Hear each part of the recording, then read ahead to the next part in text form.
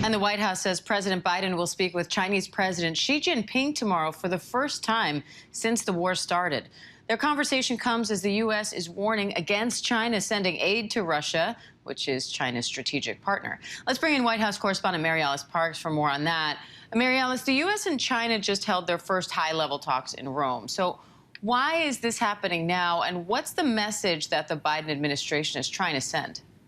Yeah, good morning, Diane. The fact that this call is happening at the leader level like this means that the White House, the U.S. government, is really trying to send a message. President Biden is basically trying to tell China to not get involved here. I suspect that there's going to be some soft or maybe not so soft warnings to the Chinese government. We've heard from the White House podium, we've heard the press secretary say that the White House would be prepared to respond if other nations basically stepped in to support Russia or bail them out. There's been a concern in the U.S. government that China might not only be considering supporting Russia militarily, but has been flirting with the idea of supporting them economically, helping them get around some of these sanctions that the U.S. has put in place. That was Russia's hope, that they would be able to lean on their partner there. And we are seeing now the White House really trying to intervene. They're trying to send a message back to Beijing that they should not be involved here and that there could be consequences.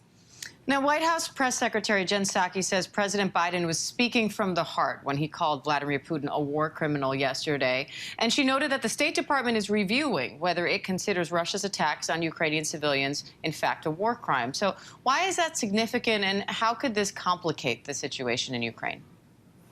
Yeah, Diane, I think that she was trying to say that this was not a new official position of the United States government. It did not mean that investigations that we know the government is conducting have concluded. This was not the final result. But when the president of the United States says something like this, it really matters. And I think she's probably right. It probably was an emotional reaction. Yesterday was an incredibly emotional day here in Washington, remember. That powerful video that President Zelensky shared as a part of his message to Congress really resonated, really meant that all of Washington was thinking about this war just in the most dire terms, and I think that this did show a shift in the president's thinking, a willingness to use this kind of language. So, after the last few weeks, even though we were seeing these horrific images, the White House and the president had been really reticent to use that kind of language. But it seems like yesterday the president had just had enough.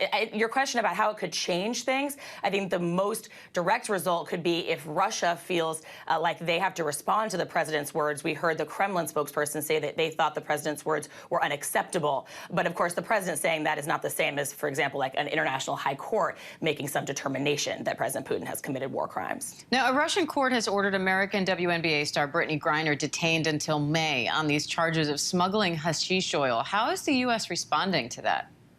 Yeah, the U.S. has been asked about this. They're very aware of this case. They know, of course, it is such a high-profile case. She's such a star here at home. They have been very careful, though, about how much they're willing to talk about it. They say they just don't have sort of privacy agreements with her lawyers to be able to talk about it. They often say that when they're trying to negotiate to get someone home, to get an American home, that talking about it publicly doesn't help. They are definitely feeling the pressure on this one, though, but so far very quiet from the White House. All right, Mary Alice Parks in Washington, thank you.